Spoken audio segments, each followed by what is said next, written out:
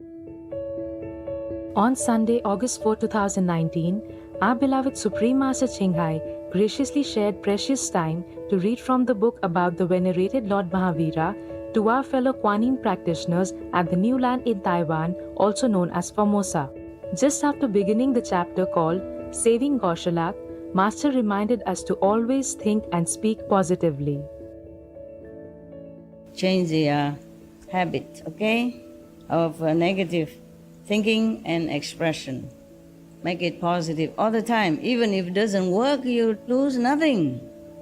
At least somebody hears something positive next to you, they're happy.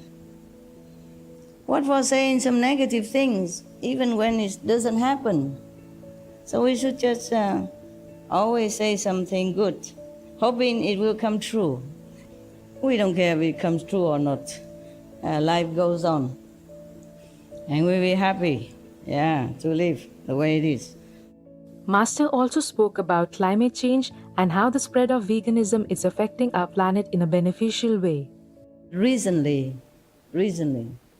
in last few years, many unprecedented heat waves, they kill people in Europe. Too hot. People are not used to it.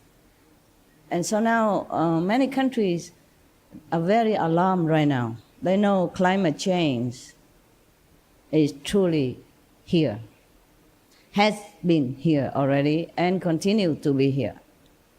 Even United Nations declare climate emergency.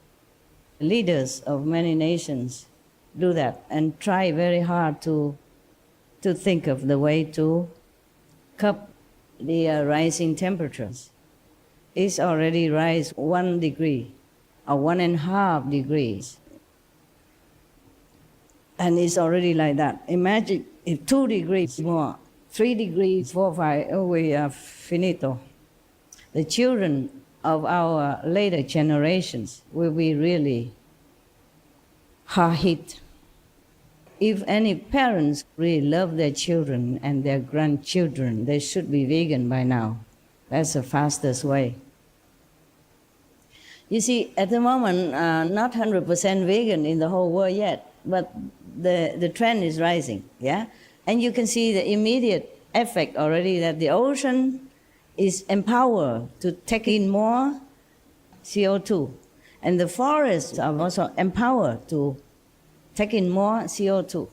This is very paradoxical because if it's too hot, how can the ocean even take in more CO2? Yes, if it's too hot, how can the ocean take in more CO2?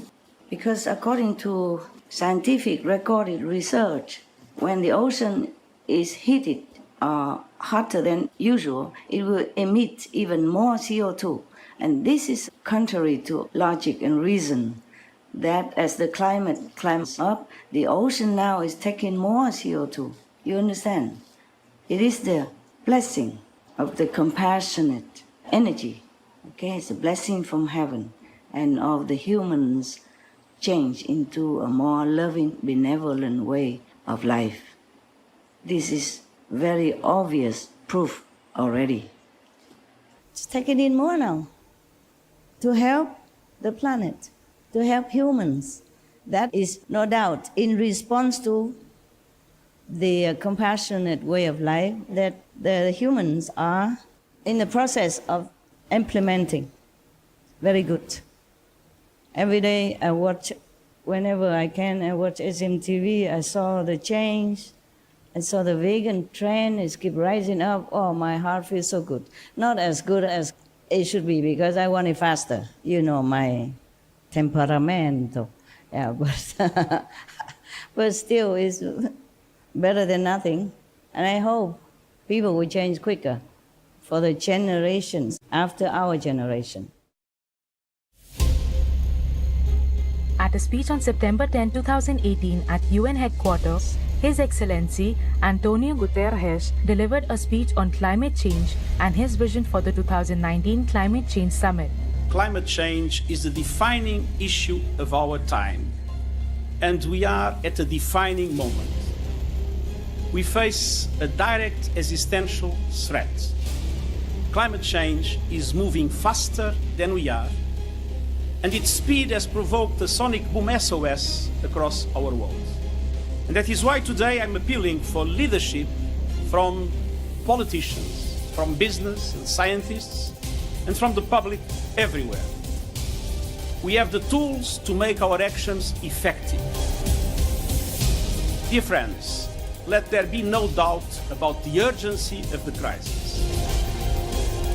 In a letter to the cable news network CNN, dated May 21, 2019, His Excellency Keith Claudius Mitchell, the Prime Minister of Grenada, wrote, "Where the international community once talked of urgency, let us now be clear. This is an emergency. For us in the islands, climate change is indeed an existential threat."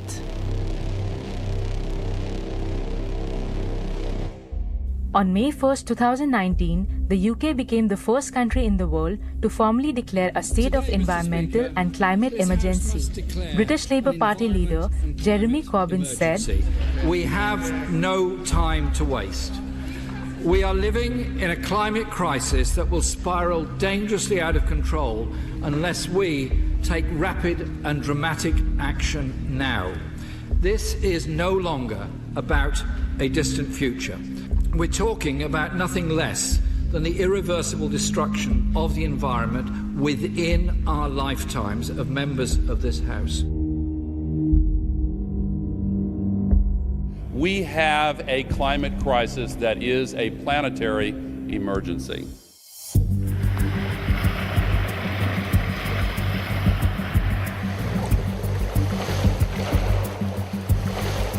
We may be at the point of no return. Our small low-lying islands will be submerged. It's an issue of human survival. If the world community, the different countries don't kick the carbon habit, there will be other countries next on the line.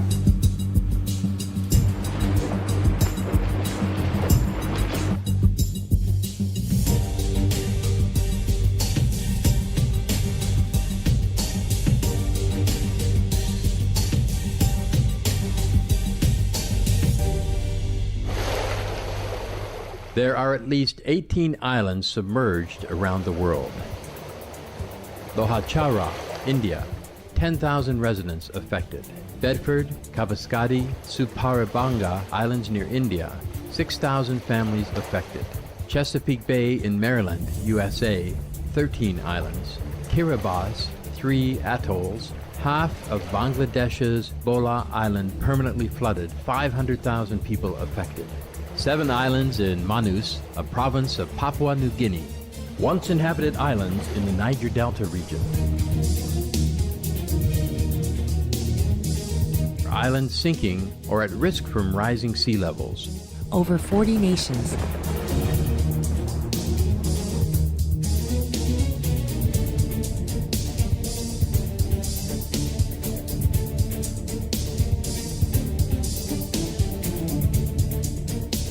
Some 50 other islands jeopardized in the India, Bangladesh, Sundarbans, with a population of 2 million.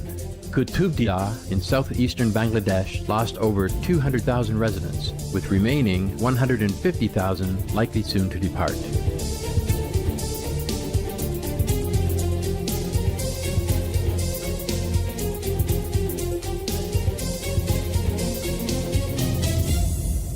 etc.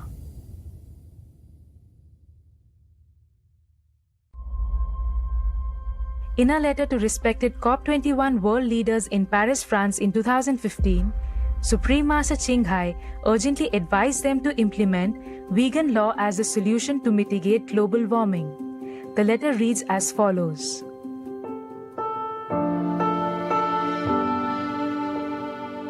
Respected COP21 world leaders Paris, my special salute and best wishes to all of your distinguished, honored ladies and gentlemen who have gathered in Paris for the protection of our world.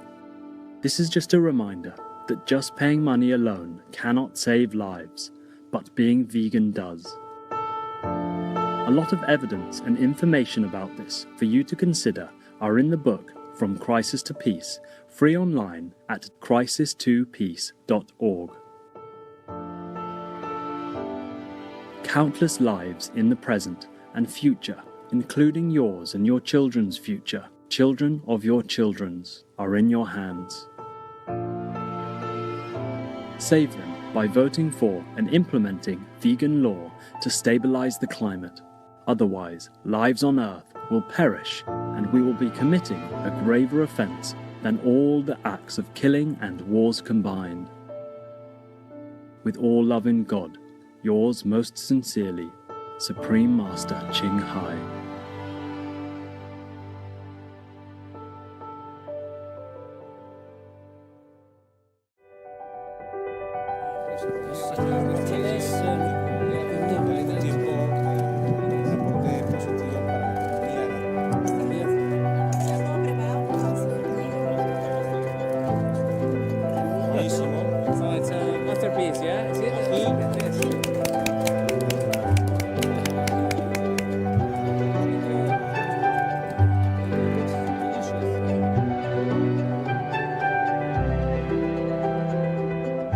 Returning to saving Gaushalak, the benevolent Lord Mahavira saved his disciple from a ball of fire thrown at him by an ascetic who had been angered by Gaushalak's insolent behavior towards him, even disrespectfully calling him an abode of insects. Master explained that we should always address sincere seekers of the truth with reverence. So, turning back, he saw the approaching fireball from the compassionate heart of Shraman Mahavira flowed a spontaneous stream of cool, pacifying energy. When the nectar glands of Mahavira fell on the fireball, it subsided. The angry hermit was astonished to see his fireball dead, extinguished. So he recognized Mahavira as a much greater and more benevolent power than he. So he said, "Pardon me, oh embodiment of benevolence." That is the country of the abode of insects. You see? Yeah, you have to learn manners. Negative words hurt and make people also angry.